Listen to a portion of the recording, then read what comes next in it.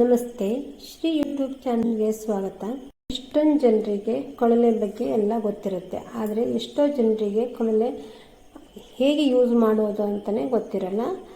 ಹಾಗೆಯೇ ನಾನು ಇಲ್ಲಿ ಯಾವ ರೀತಿ ಅದನ್ನು ಯೂಸ್ ಮಾಡುತ್ತೆ, ಪ್ರಿಸರ್ವೇಟಿವ್ ಇಲ್ಲದೇ ವರ್ಷ ಪೂರ್ತಿ ಅದನ್ನು ಹೇಗೆ ಸ್ಟೋರ್ ಮಾಡ್ಬೋದು ಅಂತಲೂ ತಿಳಿಸ್ತೀನಿ. ಆದರೆ ಎಷ್ಟೋ ಜನಕ್ಕೆ ಕೊಳಲೆಯನ್ನು ಹೊರಗಡೆ ಇಡಬೇಕಾ ಅಥವಾ ಫ್ರಿಜ್ಜಲ್ಲಿ ಇಡಬೇಕಾ ಅಂತ ಅವರಿಗೆ ಗೊಂದಲ ಇತ್ತು.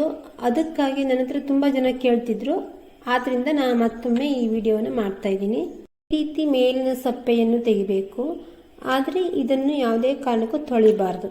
ಹಾಗೆಯೇ ಕಟ್ ಮಾಡಬೇಕಾದ್ರೆ ಈ ರೀತಿ ಗಟ್ಟಿಯಾಗಿರುವ ಪೀಸಸನ್ನು ಯೂಸ್ ಮಾಡಬಾರ್ದು.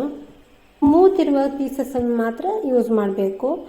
ಎಲ್ಲೋ ಮತ್ತು ಗ್ರೀನ್ ಇರುವಂಥ ಜಾಗವನ್ನು ಬಿಡಬೇಕು, ಅದು ಸ್ವಲ್ಪ ಗಟ್ಟಿಯಾಗಿರುತ್ತೆ. ಈ ರೀತಿ ಸಣ್ಣದಾಗಿ ಕಟ್ ಮಾಡಿ ಇಟ್ಕೊಂಡಿದ್ದೀನಿ ಪಲ್ಯ ಮಾಡಲಿಕ್ಕೆ ಅಂತ. ಇದು ರಾಯತ ಮಾಡಲಿಕ್ಕೂ ಬರುತ್ತೆ, ತುಂಬ ಟೇಸ್ಟ್ ಆಗುತ್ತೆ. ಈ ರೀತಿ ಕಟ್ ಮಾಡಿ ಇಟ್ಕೊಂಡ್ರೆ ಸಾಂಬಾರ್ ಮತ್ತು ಪಲಾವ್ ಮಾಡಲಿಕ್ಕೆ ಬರುತ್ತೆ. ಕೊಳಲೆ ಸಿಕ್ಕಾಗ ನಾವು ಈ ರೀತಿ ಮಾಡಿಟ್ಟುಕೊಂಡಾಗ ಯಾವಾಗ ಬೇಕೋ ಆಗ ನಾವು ಕೊಳಲೆಯನ್ನು ಯೂಸ್ ಮಾಡಬಹುದು.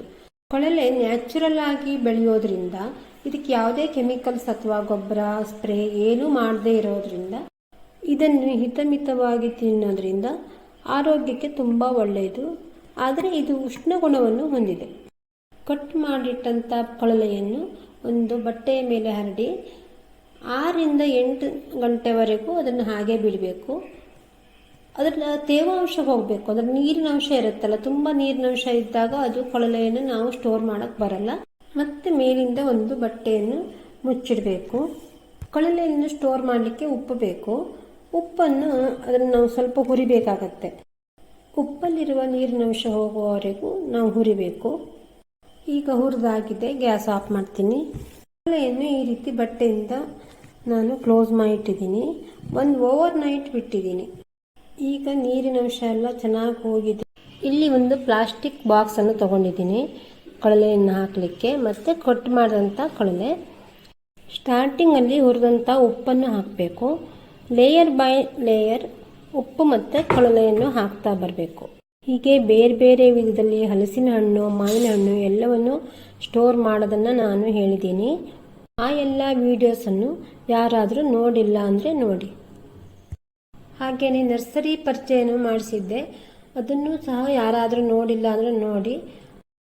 ಹೀಗೆ ಹಾಕಿಟ್ಟಂಥ ಕೊಳಲೆಯ ಸಾಂಬಾರು ಹೇಗೆ ಮಾಡೋದು ಅಂತಲೂ ತಿಳಿಸಿದ್ದೆ, ಯಾರಾದರೂ ನೋಡಿಲ್ಲ ಅಂದರೆ ನೋಡಿ.